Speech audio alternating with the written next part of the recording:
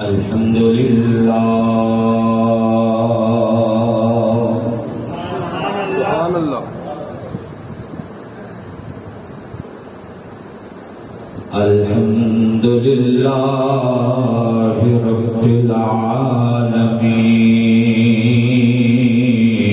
العالمين سبحان اللہ والعاقبة للمتقين سبحان اللہ والصلاة والسلام على سيد الأنبياء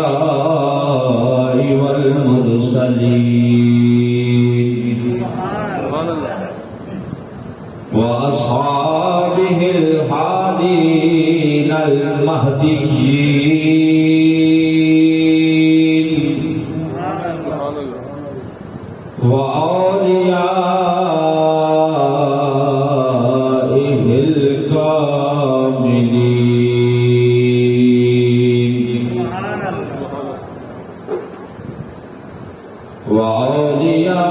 وأولياء ملته وعلماء أمته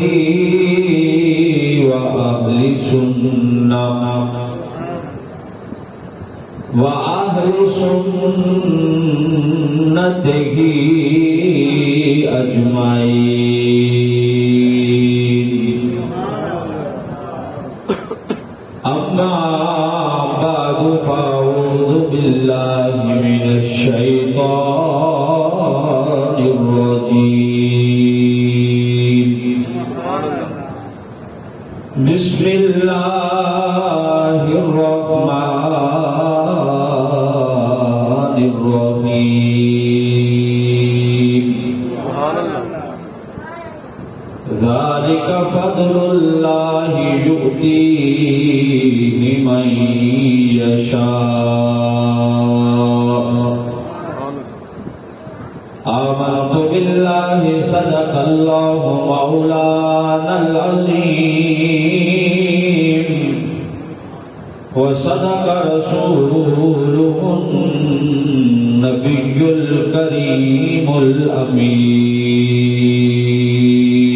الأمين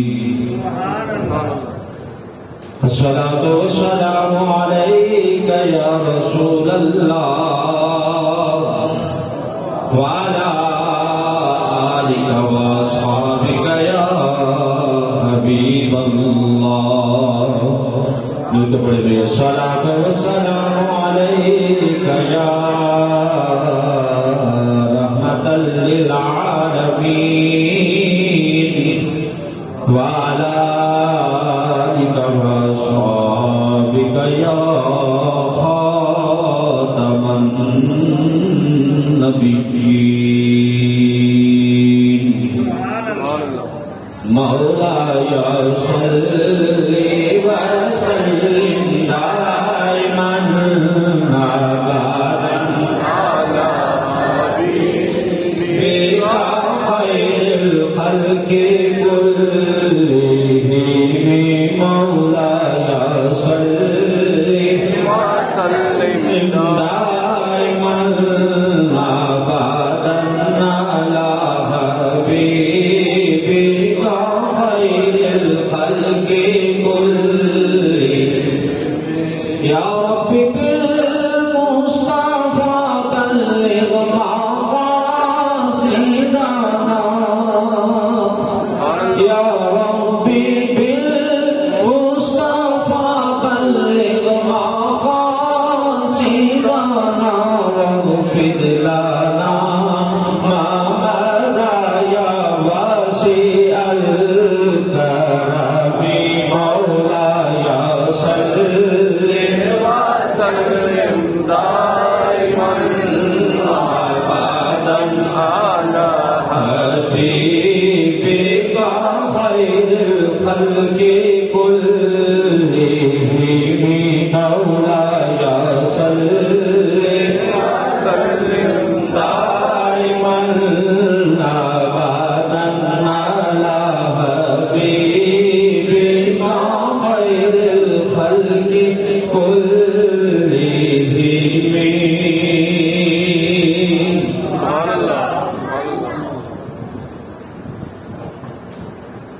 موجود و محترم سامعین حضرات،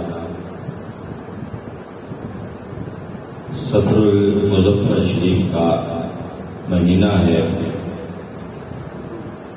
اور اس کی 25 تاریخ کو امام اہل سنت کشتہ عشق رسول امام احمد رضا خان فاضل بریلوی رحمۃ اللہ علیہ کا عرس منعقد ہوتا ہے۔ اسی مناسبت سے آج اعلی حضرت مجدد دین و ملت فاضل بریلوی امام احمد رضا خان رحمت اللہ علیہ کے افکار و نظریات کا گفتگو ہوگی۔ آپ کے افکار اور آپ کے نظریات یقیناً یہ ہم اہل سنت کے لیے مشعل راہ ہیں۔ آپ نے ہماری ہر معاملے میں رہنمائی فرمائی ہے۔ توجہ دے دوستو، اعلیٰ حضرت فاضل بریلوی رحمۃ اللہ علیہ کا جو خاندان ہے، ان کے جو بڑے ہیں وہ بڑے بڑے حکومتی عہدوں پر فائز تھے۔ لاہور کا شیش محل یہ آپ کے خاندان کی ملکیت تھا۔ بریلی کا شہر آپ کے بڑوں نے فتح کیا۔ اعلیٰ حضرت فاضل بریلوی رحمۃ اللہ علیہ کے بڑوں نے بریلی کا شہر فتح کیا اور پھر وہیں مقیم ہوئے۔ اعلیٰ حضرت رحمۃ اللہ علیہ کے پردادا ایک درویش کے ہاتھوں پر بیعت ہوئے، ان کے مرید ہوئے، پھر سارے دنیاوی عہدے چھوڑ دیے، اپنے آپ کو اللہ کے لیے اور اس کے رسول کے لیے وقف کر دیا۔ سارے بڑے بڑے عہدے چھوڑ کر اللہ اور اس کے رسول کے لیے اپنے آپ کو وقف کیا۔ تو پھر خاندان میں جسے دیکھیں وہی عالم بھی نظر آتا ہے، صوفی بھی نظر آتا ہے اور لوگوں کا رہنما بھی نظر آتا ہے۔ یعنی سارے کا سارا خاندان ہی عالموں کا خاندان، ولیوں کا خاندان اور لوگوں کی رہنمائی کرنے والوں کا خاندان۔ آپ کے والد محترم ہو، دادا ہو، پردادا ہو، جتنے ہیں پھر آپ کی اولاد ہے، سارے خاندان کو اللہ رب العزت نے علم سے نوازا۔ علماء تھے، صلحاء تھے، متقین تھے اور اپنے اپنے وقت کے اعلیٰ پائے کے عالمین میں ان کا شمار ہوتا تھا۔ اعلیٰ حضرت رحمۃ اللہ علیہ کی شخصیت کا جہاں تک تعلق ہے، آپ 70 علوم جانتے تھے، 70 علوم، اور یہ کوئی مبالغے کی بات نہیں ہے۔ 70 علوم سے زائد علم پر آپ کو دسترس حاصل تھی۔ آج بھی دنیا کی تمام یونیورسٹیز میں یا اکثر یونیورسٹیز میں اعلیٰ حضرت پر پی ایچ ڈی کروائی جا رہی ہے۔ ان کی شخصیت پر 30 سے زائد مقالہ جات لکھے جا چکے ہیں، 30 سے زائد یونیورسٹیز ان کی ذات پر پی ایچ ڈی کروا کر ڈاکٹریٹ کی ڈگری دے رہی ہیں۔ اتنی بڑی شخصیت ہیں جو امام اہل سنت ہیں، جن کی وجہ سے ہم بریلوی کہلاتے ہیں۔ وہ کسی ملنگ درویش یا شاعر کا نام نہیں ہے، بلکہ اللہ نے انہیں 70 علوم عطا فرما رکھے تھے۔ نعرہ تکبیر، نعرہ رسالت، نعرہ حیدری۔ دنیا کی یونیورسٹیز جس شخصیت پر پی ایچ ڈی کروا رہی ہوں اور جن کے اوپر مقالہ جات لکھے جا رہے ہوں، آپ خود اندازہ لگائیں کہ ان کے علم کا مقام کیا ہوگا۔ آپ کے پاکستان کے سب سے بڑے سائنسدان ڈاکٹر عبدالقدیر خان نے کم و بیش 3 سال قبل جنگ اخبار میں کالم لکھا، اس میں آپ نے لکھا کہ میں جس عالم سے متاثر ہوں اور جس سے میں رہنمائی حاصل کرتا ہوں وہ امام احمد رضا کا فاضل بریلوی رحمۃ اللہ علیہ۔ کوئی بھی میدان ہو، سائنس کا میدان ہو، ریاضی کا میدان ہو، فلسفے کا میدان ہو، نحو کا میدان ہو، صرف کا میدان ہو، کسی بھی علم کو لے لیں، اللہ رب العزت نے فاضل بریلوی کو وہ مقام عطا فرمایا ہے کہ ہر ایک عالم سے آگے جس کا نام لکھا ہوا نظر آئے گا وہ امام احمد رضا خان ہے۔ 70 سے زائد ہو گئے، اور پھر صرف 4 سال کی عمر میں آپ نے ناظرہ قرآن پاک پڑھ لیا۔ ہمارے بچے 4 سال کی عمر میں بڑی مشکل سے سیدھا بولنا شروع کرتے ہیں۔ اعلیٰ حضرت نے 4 سال کی عمر میں ناظرہ قرآن پاک پڑھا، اور 6 سال کی عمر میں آپ نے پہلی تقریر کی نبی پاک صلی اللہ علیہ وسلم کے میلاد کے موضوع پر۔ 6 سال کی عمر میں میلاد کے موضوع پر پہلا خطاب کیا، تقریر کی، اور 13 سال کی عمر میں آپ نے جتنے مرکزہ علوم تھے وہ سارے کے سارے حاصل کیے اور مسجد پہ بیٹھ کے پڑھانا شروع کیا۔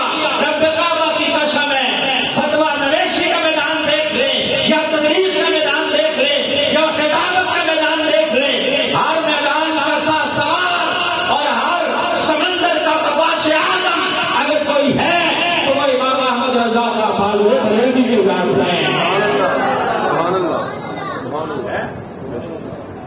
13 سال کی عمر میں مرکزہ علوم سارے حاصل کیے، اور پھر دین مدین کی خدمت کرنا شروع کی، لوگوں کے عقائد اور نظریات کو درست کرنا شروع کیا۔ ظاہرہ ہندوستان تھا، ہندوؤں کی اکثریت تھی، ادھر سے کوئی فتنہ اٹھتا تو آپ اس کا بھی مقابلہ فرماتے۔ مجدد تھے، مجدد اپنے دور کے مجدد وہ ہوتا ہے جو دین کی تجدید کرتا ہے۔ کافروں کی طرف سے اگر کوئی فتنہ اٹھتا امام احمد رضا کا اس کا بھی مقابلہ کرتے۔ اگر کوئی اپنا جبہ اور دستار پہنے ہوئے مولوی گڑبڑ کرتا تو امام احمد رضا خان اس کی گردن پہ بھی تلوار رکھتا اور اس کی بھی رہنمائی کرتا۔ ہاں کوئی فتویٰ یونیورسٹی سے اٹھتا اس کو بھی آپ جو ہے سنبھالتے، اس کا بھی مقابلہ کرتے۔ فلسفے کے میدان سے کوئی فتنہ اٹھتا آپ اس کا بھی مقابلہ کرتے، مدرسہ سے اٹھتا آپ اس کا بھی مقابلہ کرتے، اور اگر کوئی یونیورسٹی کا پڑھا ہوا سامنے آ جاتا میرا امام اس کے آگے کھڑا ہو کر بھی دلائل کا انبار لگا کے اسے بھی قائل کرتا، اور وہ بھی کہنے پہ مجبور ہو جاتا کہ مسلح اور چٹائی پہ بیٹھا ہوا یہ بندہ صرف ایک مولوی نہیں ہے بلکہ اللہ نے اس کے سینے کو کھول رکھا ہے، اللہ نے اسے علم لدنی عطا کر رکھا ہے۔ ہر فتنے کا مقابلہ فرماتے، اسی لیے آپ کو مجدد کہا گیا، مجدد دین و ملت امام احمد رضا کا فاضل بریلوی رحمۃ اللہ علیہ۔ اب ہندوؤں کی جو اکثریت تھی، مسلمانوں نے آپ سے مسئلہ پوچھا کہ جناب ہندوؤں کا ذبیحہ تو حرام ہے، وہ اگر کوئی جانور ذبح کرے تو وہ تو ہم نہیں کھا سکتے، قرآن نے واضح کہا ہے اور علماء نے بھی لکھا ہے۔ ہاں وہ جو اپنی دیوالی کے موقع پر یا وہ جو ان کے مذہبی تہوار ہوتے ہیں دیوالی وغیرہ یا ایک اور جو بھی ہے، اس موقع پر جو مٹھائی تقسیم کرتے ہیں کیا وہ مٹھائی ہم مسلمان کھا سکتے ہیں؟ اعلیٰ حضرت سے یہ فتویٰ پوچھا گیا کہ اس کا ذبیحہ تو حرام ہے، لیکن اپنی دیوالی اور ہولی کے موقع پر وہ جو مٹھائی بانٹتے ہیں اس میں تو ایسے جانور کی کوئی چیز نہیں ہوتی، وہ تو بازار سے خریدی جاتی ہے۔ اکثر لوگ ہمیں بھی پوچھ لیتے ہیں کہ جی یہ جو عیسائی لوگ کرسمس کا کیک کاٹتے ہیں، دفاتر میں اکثر جو سلیپر ہوتے ہیں ظاہر وہ عیسائی ہوتے ہیں، تو وہ جو کیک کاٹتے ہیں تو کیا کھانا جائز ہے کہ نہیں؟ اعلیٰ حضرت نے فتویٰ دیا، فرمایا سنو وہ ہندوؤں کا مذہبی تہوار ہے، اپنے تہوار کے موقع پر وہ جو پرداس یا وہ جو تبرک سمجھ کے بانٹتے ہیں نا، تمہارے لیے وہ کھانا جائز نہیں ہے، تم کھاؤ گے تو میلاد کا لنگر کھاؤ گے، گیارہویں کا لنگر کھاؤ گے، اور وہ کھاؤ گے جسے اللہ نے جائز قرار دیا ہے، وہ چونکہ اپنے مذہبی تہوار کی خوشی میں بانٹتے ہیں اس لیے تمہارے جائز نہیں ہے کہ تم ان کی خوشی میں شریک ہو کے پھرو. ہمارے سائنس جو سیاستدان ہیں وہ ہر ایک تقریب میں پہنچ جاتے ہیں. ہندوؤں کی کوئی دیوالی کی تقریب ہو یا کوئی اور ہو, ظاہر ہے انہوں نے ووٹ تو لینا ہوتا ہے. ہمارا ایک صاحب کا وزیر اعظم صاحب بھی پہنچ گئے تھے ان کی ہولی کی تقریب میں. تو بہرحال بات یہ ہے کہ یہ جو کرتے ہیں معاملات, اعلیٰ حضرت نے فتویٰ دیا, عقائد کو درست کیا کہ خبردار یہ ان کے مذہبی تہوار ہوتے ہیں, ان مواقع پر وہ جو بانٹتے ہیں وہ مذہبی تہوار کی خوشی میں بانٹتے ہیں. تمہارے مذہبی تہوار جو اللہ نے تمہیں عطا فرمائے ہیں وہ عید الفطر ہے اور عید الاضحیٰ ہے. ان مواقع پر تم بانٹا کرو, تم کھایا کرو, ان کی خوشی میں شریک ہونا تمہارے لیے جائز نہیں ہے. اعلیٰ حضرت کا پڑوس تھا, پڑوس میں ایک بڑا تکڑا ہندو رہتا تھا. اب بقرعید کے موقع پر آپ نے گائے ذبح کرنے کا ارادہ کیا, گائے ذبح کرنے کا. اس نے کہا کہ میں تو نہیں کرنے دوں گا. ظاہر ہے وہ تو اسے اپنا خدا مانتے ہیں, بھگوان مانتے ہیں, اس کی پوجا پرستش کرتے ہیں. اس نے کہا میں نہیں کرنے دوں گا. اعلیٰ حضرت نے فرمایا تو کون ہوتا ہے؟ اللہ اس کے رسول نے اجازت دی ہے, میں مسلمان ہوں, میرا نظریہ اور عقیدہ یہ ہے کہ میں اس کو ذبح کر کے کھا سکتا ہوں. میں تیری بات مانوں یا اللہ اس کے رسول کی بات مانوں؟ بڑا تکڑا تھا وہ. اس نے کہا نہیں کرنے دوں گا. اعلیٰ حضرت نے بہرحال ذبح کیا, گائے کو ذبح کر کے گوشت بنایا. اب رات کو وہی ہندو خنجر لے کے اعلیٰ حضرت کو قتل کرنے کی نیت سے گھر میں آ گیا. ظاہر ہے اس کے کچے گھر کے بڑی بڑی دیواریں تو نہیں تھی, دیوار پھلان کے اعلیٰ حضرت اب سن میں لیٹے ہوئے ہیں, خنجر اس نے پکڑا ہوا ہے. قتل کے ارادے سے جو آیا چیختا ہوا چلاتا ہوا واپس دوڑ گیا, واپس دوڑ گیا. صبح فجر کی نماز پڑھ کے رضا مسجد کی سیڑھیاں اعلیٰ حضرت اتر رہے تھے, وہ ہندو بھی سامنے سے آ گیا. کہنے لگا جناب میری بات سنیں. تو میں چل جا, نکل جا. بات تو سنے گا, نکل جا. جب اس نے 2-3 دفعہ کہا سنا کیا کہنا چاہتا, کل رات کو میں آیا تھا جناب کو قتل کرنے کی نیت سے, میں نے دیکھا کہ ایک شیر آپ کی حفاظت کر رہا تھا, شیر آپ کا پہرا دے رہا تھا, اس لیے میں فوراً واپس پلٹ گیا. مجھ سے غلطی ہو گئی ہے جناب, میں معافی چاہتا ہوں. کلمہ پڑھائیے اور دائرہ اسلام میں داخل کروائیے.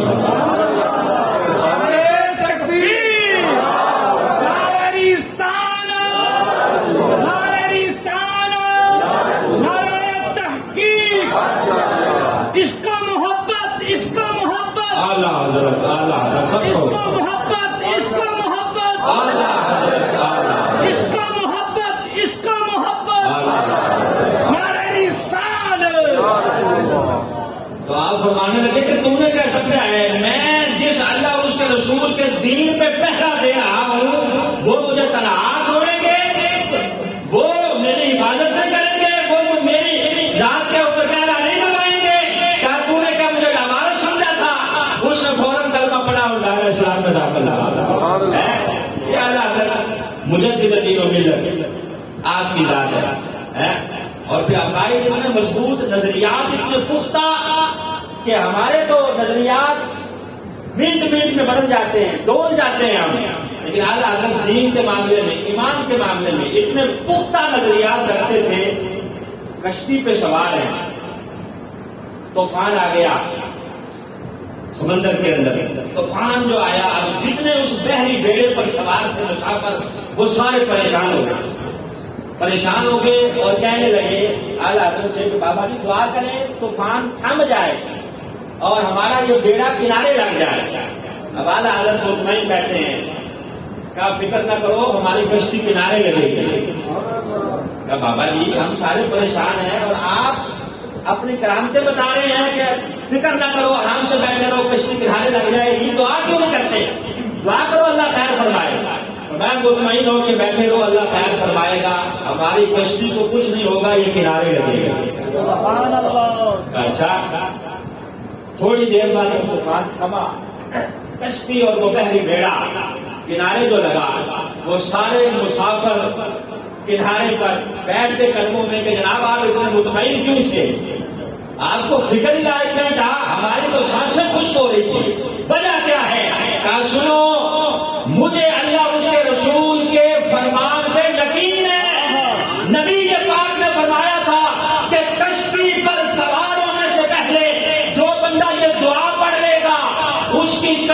کبھی ڈوبے گی نہیں کنارے لگے گی، تو میں وہ دعا پڑھ کے سوار ہوا تھا جو نبی پاک نے مجھے سکھائی ہے۔ میں نے سوار ہونے سے پہلے وہ دعا پڑھ لی تھی جو نبی پاک صلی اللہ علیہ وسلم نے سکھائی ہے کہ جو بندہ بھی یہ پڑھ کے سوار ہوگا اس کی کشتی کبھی ڈوبے گی نہیں بلکہ کنارے لگے گی۔ تو یہ ایمان تھا، یہ نظریہ پختہ تھا، عقیدہ تھا۔ آپ ہی کے زمانے میں ایک بندہ تھا جو ستاروں کا علم جانتا تھا، ستاروں کا علم، نجومی۔ اب وہ نجومی لوگوں کو بتاتا ستاروں کا علم سے کہ بارش کب ہوگی اور کب نہیں ہوگی۔ اعلیٰ حضرت کے پاس ایک دن آ گیا، آپ نے اس سے پوچھا کہ ہاں بھی بتا، تو بڑا ستاروں کا علم جانتا ہے، ذرا حساب لگا کے بتا بارش کب ہوگی۔ اب اس نے حساب لگایا، سائچہ نکالا۔ ہمارے پاس بھی لوگ آ جاتے ہیں، قاری صاحب ذرا ہمارا حساب تو لگائیں، یا نجومیوں کے آگے جو پھٹے پہ بیٹھے اس کے آگے جا کے اپنا ہاتھ کر دیں گے، ذرا دیکھیں میری لکیریں کیا کہتی ہیں۔ اس بیچارے کو اپنی لکیروں کا پتہ نہیں ہے، اپنی روٹی کی فکر پڑی ہوئی ہے۔ گھر میں کوئی آ جائے گا مانگنے والا تو بیویاں اس سے پوچھنے لگ جائیں گی، وہ جو روٹی مانگتا پھر رہا اس نے کیا بتانا ہے۔ ہم سے آ کے پوچھیں گے کہ حساب لگاؤ، ہم کیا حساب لگائیں؟ صرف شریعت میں ایک استخارے کی اجازت ہے، وہ بھی آپ خود کریں۔ وہ بھی آج کل استخارہ آن لائن اور فلاں ٹی وی پہ بیٹھ کر ہاتھوں ہاتھ استخارے ہو رہے ہیں، اس کو بھی دکانداری بنا دیا۔ یہ بات نہیں ہے۔ تو عقائد اور نظریات مضبوط ہونے چاہیے۔ اعلیٰ حضرت نے ہمارے نظریات مضبوط کیے ہیں۔ وہ بندہ جو آیا ماہر تھا، علم نجوم رکھتا تھا، ستاروں کا علم رکھتا تھا، بتا۔ اس نے کہا کہ میں نے حساب لگایا ہے، ستارے یہ کہتے ہیں کہ ایک مہینہ پورا بارش نہیں ہوگی، مہینے بعد ہوگی۔ اچھا، کہا یار یہ نہ کہہ کہ ایک مہینہ بارش نہیں ہوگی، ستارے یہ کہتے ہیں، بلکہ یہ کہہ کہ میرا علم یہ کہتا ہے کہ ایک مہینہ نہیں ہوگی، اللہ چاہے تو ابھی برسا سکتا ہے۔ اس نے کہا بات تو جناب مولانا صاحب آپ کی ٹھیک ہے، لیکن میں نے حساب لگایا ہے، ستارے یہ کہتے ہیں کہ ایک مہینہ بارش نہیں ہوگی۔ کہا اچھا، صاحب نے ٹائم پیس لگا تھا گھڑی، آپ نے وہ گھڑی منگوائی، کہا دیکھو اس پہ ٹائم کیا ہوا ہے۔ اس نے کہا جناب 12 بجے ہیں۔ آپ نے اس کی سوئی کو گھما کر 2 بجا دیے۔ کہا بتاؤ کیا ٹائم ہوا ہے، بیٹھ 2 بجو۔ کہا جناب 2 بج گئے، 2 بج گئے۔ وہ 2 بج گئے، کہا آپ بج تو گئے ہیں لیکن آپ نے گھمائی ہے سوئی، گھما کے آپ نے آگے کیا، آپ نے بجائے۔ کہا میں سوئی گھمانے پر قادر ہوں، گھما کر 2 بجا سکتا ہوں، اللہ بھی اگر چاہے تو ستاروں کو گھما کے کہیں سے کہیں کر سکتا ہے۔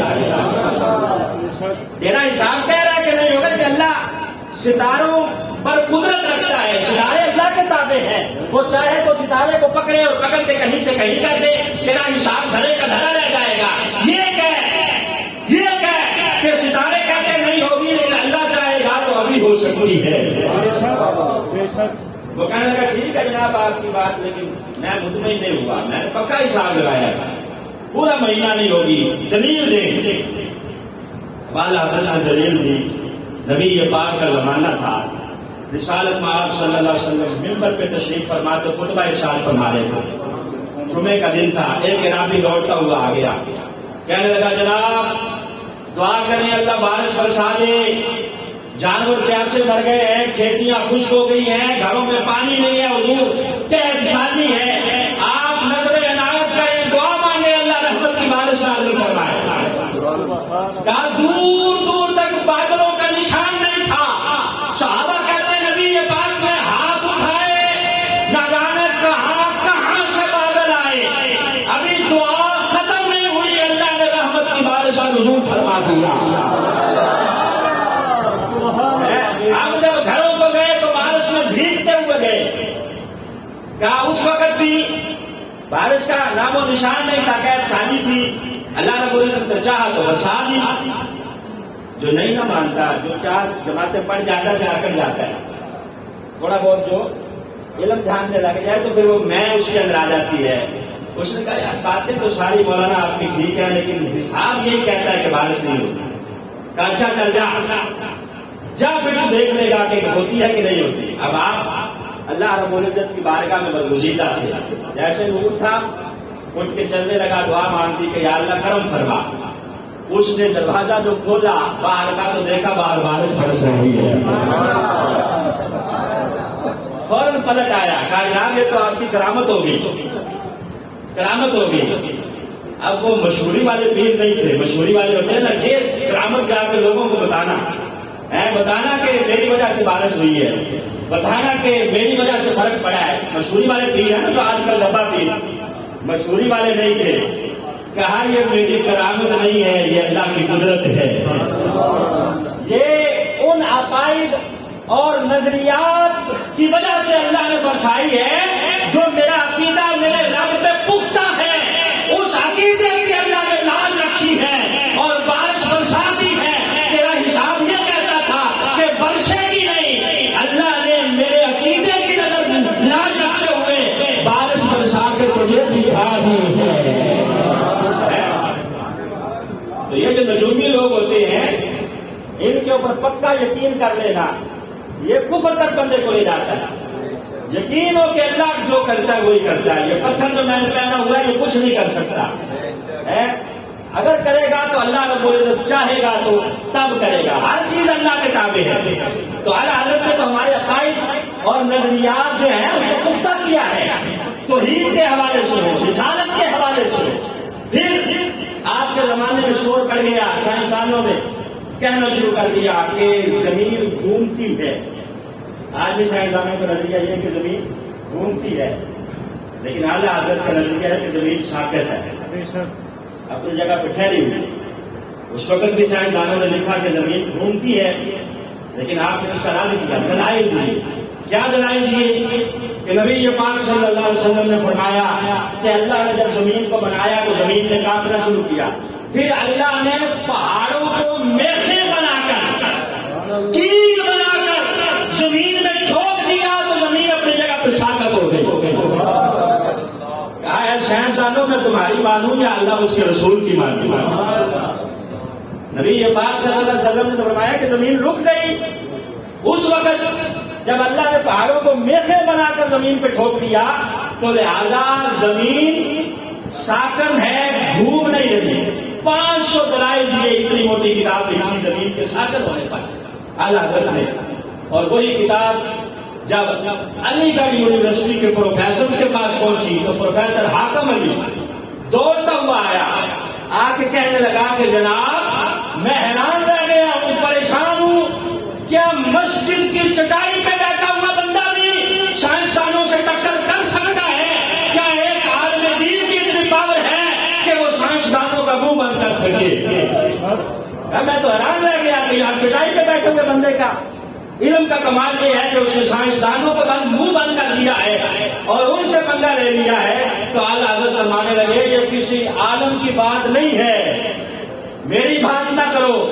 اللہ کے دین میں اتنی پاور ہے کہ وہ ہر مقابلے, ہر میدان میں مقابلہ کرتا ہے. اور اللہ کے دین میں اتنی پاور ہے کہ وہ اپنا آپ منوا بھی لیتا ہے اور لوگوں کو سکھا بھی دیتا ہے.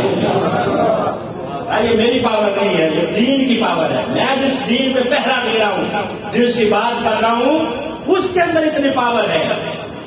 تو یہ اعلیٰ حضرت نے ہمارے عقائد کو مضبوط کیا. کہا یہ دین کی پاور ہے. آپ نے دیکھی نہیں آج بھی دین کی پاور. افغانستان کے اندر 20 سال تک وہ امریکہ کی فوج وہاں لڑتی رہی. پہلے روس بھاگا وہاں سے اور اب 20 سال بعد لڑتے رہے. 20 سال اور قربان جائیں افغان مجاہدین پر, طالبان پر, جنہوں نے نت ڈالے رکھی. آخر کار بھاگے ہیں تو اپنا سامان بھی چھوڑ گئے ہیں, بندوقیں, توپیں اور اپنے جہاز بھی چھوڑ گئے ہیں, اور ایسے بھاگے ہیں کہ نامی یاد آ گئی ہے. اور لوگوں نے بتایا ہے کہ دیکھو اللہ جب بھی فتح عطا فرماتا ہے دین کو عطا فرماتا ہے. دین اپنی پاور رکھتا ہے. اسی طرح جو محترم صاحب نظر اعلیٰ حضرت کے پاس ایک بندہ آ گیا. اب دیکھیں کہ ہمارے نظریات کتنے شائستہ اور سستہ ہیں جو اعلیٰ حضرت نے ہمیں عطا فرمایا. ایک بندہ آ گیا, کتنے بڑے بڑے اس نے بال رکھے ہوئے, بڑے بڑے بال. آپ نے فرمایا کہ یہ بال تم نے اتنے بڑے کیوں رکھے ہیں؟ یہ خلاف سنت ہے, اس کو کاٹو. نبی پاک صلی اللہ علیہ وسلم کی زلفیں کانوں کی لو تک تھی, یا زیادہ سے زیادہ اگر آپ نے بڑھائی تو کندھوں تک، اس سے زیادہ لمبے بال عورتوں کی طرح رکھنا نبی پاک صلی اللہ علیہ وسلم نے منع فرمایا، بلکہ ہمیں لعنت ہے اس بندے پر جو عورتوں کی مشابہت کرتا ہے، اور لعنت ہے اس عورت پر جو مردوں کی مشابہت کرتی ہے۔ کیا تم نے اتنے بڑے کیوں بال رکھے ہوئے ہیں؟ وہ آگے سے کہنے لگا جناب میرے پیر نے بھی اتنے بڑے رکھے ہوئے ہیں، میرے پیر صاحب نے بھی رکھے ہوئے ہیں۔ بڑا پہنچا ہوا پیر وہ ہوتا ہے جو سال سال نہائے نہ، بالوں میں وہ گندلیں پڑ جائیں، گند پھنس جائے، اس کو کہتے ہیں بڑا پہنچا ہوا ہے، ہم کہتے ہیں ہاں سیدھا جہنم میں پہنچا ہوا ہے۔ اس نے کہا میرے پیر صاحب نے بھی رکھے ہوئے ہیں۔ اعلیٰ حضرت نے بڑا تاریخی جملہ کہا، تاریخی جملہ کہا سننے شریعت تیرے پیر کی نہیں چلے گی، اللہ اور اس کے رسول کی چلے گی۔ تیرے پیر کی شریعت نہیں چلے گی، اللہ اور اس کے رسول کی شریعت چلے گی۔ تیرے پیر نے اگر رکھے ہیں تو اس کو بھی جا کے بتا، وہ بھی کاٹے۔ تو یہ نظریات اعلیٰ حضرت کے۔ پوچھا کسی نے مسئلہ کہ جناب دربار پہ حاضری کس طرح دی جائے، طریقہ بتا دیجیے۔ اب سنو، جو جاہل ہے وہ آ کے ہمارے گلے میں فٹ ہو جاتا ہے اور ہمارے کھاتے میں فٹ ہو جاتا ہے، جا کے درباروں پہ سجدے کریں گے، جھکیں گے اور لوگ کہیں گے کہ یہ بریلوی ہے، حالانکہ وہ علم سے نواقف جاہل لوگ ہیں۔ اعلیٰ حضرت کا فتویٰ دیکھیں، ان کی تعلیمات اور نظریات کو عام کریں تاکہ لوگوں کو پتہ چلے کہ درباروں پہ اگر حاضری دینی ہے تو کس طرح دینی ہے۔ اعلیٰ حضرت کے بارے میں لوگ کہہ دیتے ہیں کہ قبر پرست تھے، یا ہمارے بارے میں کہہ دیتے ہیں کہ بریلوی قبر پرست ہے، اور ہم جن کی وجہ سے بریلوی کہلاتے ہیں ان کا تو نظریہ ہی بڑا سخت ہے۔ یہ الگ بات ہے کہ ہمارے علماء نے بتایا نہیں، عوام نے پڑھا نہیں، سنا نہیں، جانا نہیں۔ پوچھا گیا آپ سے کہ جناب کس طرح دربار پہ حاضری دی جائے؟ فرمایا نہ دربار پہ جا کے جھکا جائے، نہ اس کو چوما جائے، نہ ہی وہاں سجدہ کیا جائے، سجدہ تو حرام کہا، اور اسی طرح فرمایا کہ طواف کرنا بھی وہاں حرام ہے۔ کچھ لوگ قبر کے پاس جا کے گھومنا شروع کر دیں گے تو اعلیٰ حضرت نے لکھا ہے کتاب الفریہ میں کہ طواف قبر کا بال اتفاق حرام ہے۔ پوچھنے والے نے پوچھا کہ جناب پھر حاضری کس طرح دیں؟ کہا 4 ہاتھ دور کھڑا ہو کر فاتحہ پڑھو، دعا مانگو اور آ جاؤ، یہی حاضری ہے۔ اعلیٰ حضرت کا نظریہ ہے۔ سنی، حنفی، بریلوی اس نظریے کو اپنائیں اور اس کو عام کریں۔ خبردار دربار پہ جا کے سجدہ نہیں کرنا اور وہاں جا کے بوسہ نہیں دینا، چومنا نہیں ہے، جھکنا نہیں ہے۔ سجدہ صرف اللہ کی ذات کے لیے روا ہے۔ سجدہ اگر ہوگا تو اسی ذات کو ہوگا جو وحدہ اللہ شریک ہے۔ تو آپ نے تو عقائد اور نظریات عوام کے پختہ کیے ہیں۔ پوچھا گیا کہ جناب بے پردہ خواتین جو درباروں پہ جاتی ہیں ان کا جانا جائز ہے کہ نہیں؟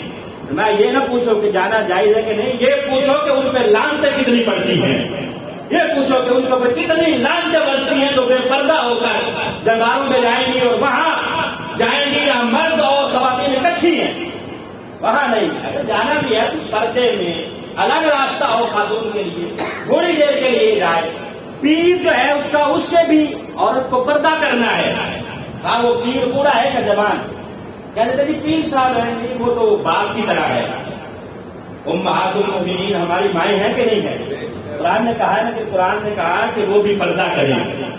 ہماری مائیں جو نبی پاک کی بیویاں ہیں ان کے حوالے سے بھی قرآن نے کہا کہ وہ بھی پردہ کریں۔ تو پیر تو ہے غیر محرم ہے، خاص جوان ہے یا بوڑھا ہے۔ پھر اگر کوئی خرابی ہو جاتی ہے پھر کہتے ہیں پیر صاحب پہ پرچہ کروانا ہے۔ پہلے تو اس عورت کے خاوند پہ کروائیں یا اس کے بھائی پہ کروائیں جس نے اسے چھٹی دے رکھی تھی، جو راتیں بھی وہاں پیر صاحب کے پاس گزارتی اور دن بھی وہاں گزارتی۔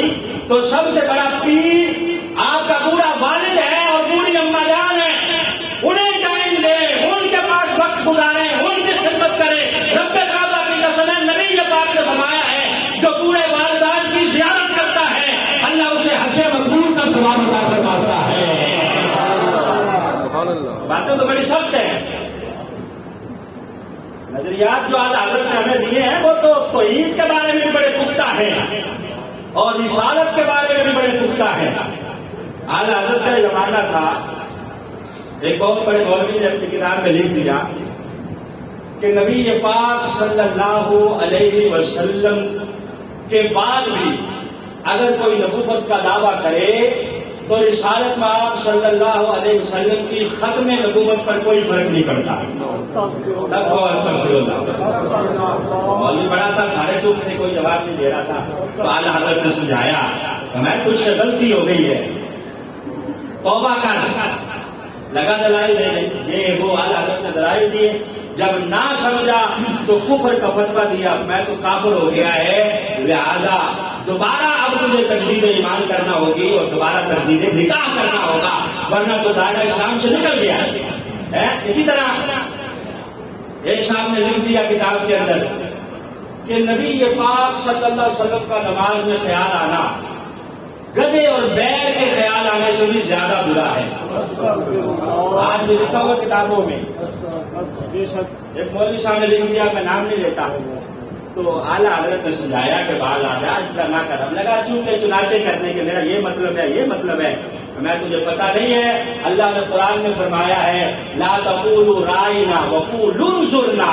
محبوب کے بارے میں وہ لفظ بھی نہ بولو جس کے دو دو معنی نکلتے ہیں. رائنا نہ کہا کرو بلکہ انظرنا کہا کرو کہ محبوب ہماری طرف نظر کرم فرمائیے. تو کہتا ہے کہ خیال آنا برا ہے. اس نے فلسفہ بڑا لکھا, اس نے کہا کہ اگر گدھے اور بیل کا خیال آئے گا تو وہ حقارت کی نظر سے آئے گا, نبی یہ پاک کا آئے گا تو عزت کی وجہ سے آئے گا. نماز میں اللہ کے سوا کسی کا عزت کی نظر سے خیال آنا یہ جائز نہیں ہے. میں تو کہتا ہے کہ خیال آئے تو نماز نہیں ہوتی, ہم کہتے ہیں خیال نہ آئے تو نماز نہیں ہوتی. جب کہے گا السلام علیکم ایھا النبی, محبوب کی ذات پہ سلام پڑے گا تو خیال تو جائے گا.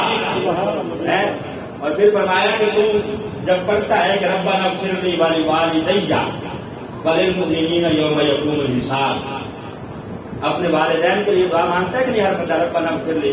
کہا تیرے جاہل باپ کا خیال تجھے آ جائے تو ہو جاتی ہے, نبی کے پاک کا آئے تو پھر نہیں ہوتی ہے.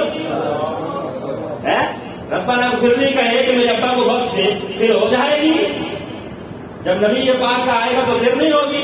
کہا سنو, صحابہ تو کہتے تھے کہ ہم نماز اگلی صف میں پڑھتے ہیں. پوچھا گیا کیوں؟ کہا اس لیے کہ نماز بھی ہوتی رہے اور کن آنکھوں سے نبی یہ پاک کا دیدار بھی ہوتا رہے.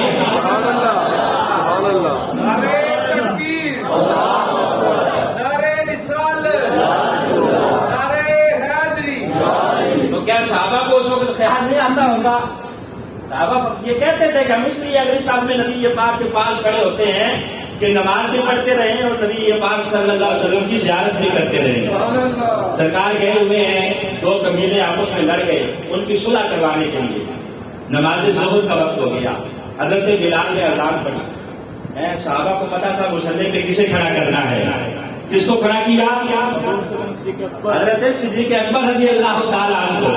ہم ایسے ہی نہیں کہتے کہ افضل البشری بعد الانبیاء سیدنا صدیق اکبر, کیونکہ نبی یہ پاک نے اپنا مصلی انہیں عطا فرمایا ہے. سارے صحابہ موجود تھے, حضرت علی بھی تھے, دیگر بھی تھے. صحابہ نے حضرت صدیق کو مصلی امامت پہ کھڑا کیا, نماز ظہر ہو رہی ہے, سرکار پیچھے سے تشریف لے آئے, پیچھے سے تشریف لائے. سب سے جو آخری صف تھی یا وہاں پر تالیاں بجنا شروع ہوئی تاکہ اگلے والوں کو متربع کیا جائے کہ سرکار آگے. وہ صف ٹوٹی, نبی یہ پاک آگے, اگلی ٹوٹی, سرکار آگے. 7 صفیں تھی, ٹوٹی نبی یہ پاک پہلی صف میں حضرت ابوبکر کے پیچھے. حضرت صدیق اکبر کو بھی پتا چل گیا کہ سرکار پیچھے آ گئے ہیں, اب وہیں سے پیچھے پلٹنا شروع کیا. سبحان اللہ. نبی یہ پاک نے اشارہ کیا کہ صدیق نماز مکمل کرو, ٹھہرے رہو مصلی پر. نبی یہ پاک نے کہا پھر پیچھے, سرکار نے پھر کہا ٹھہرے رہو, پھر پیچھے. نبی یہ پاک نے کہا ٹھہرے رہو, نہیں ٹھہرے مصلی محمد پہ. نبی یہ پاک نے بعد میں پوچھ لیا کہ بتاؤ صدیق, جب میں نے کہا تھا کہ ٹھہرے رہو تو نماز مکمل کیوں نہ کروائی, امامت کو جاری کیوں نہ رکھا؟ کہا حضور ابو قحافہ کے بچے کے لیے مجال کیا ہے کہ رسول اللہ کو نمازیں پڑھاتا پھرے. ابو قحافہ کا بچہ, میری یہ مجال, میری یہ جرأت کہ میں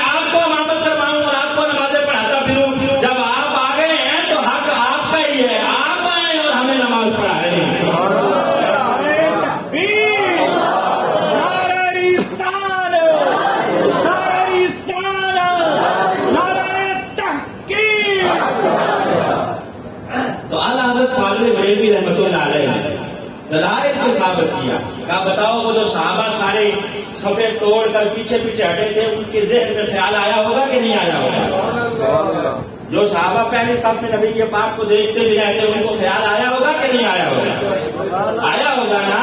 تو کہا کہ ادائے دی سراپا نیاز تھی تیری، کسی کو دیکھ کے رہنا نماز بھی تیری۔ صحابہ تو بولتے تو رسول اللہ صلی اللہ علیہ وسلم کو دیکھ دیکھ کے نماز پڑھتے تھے۔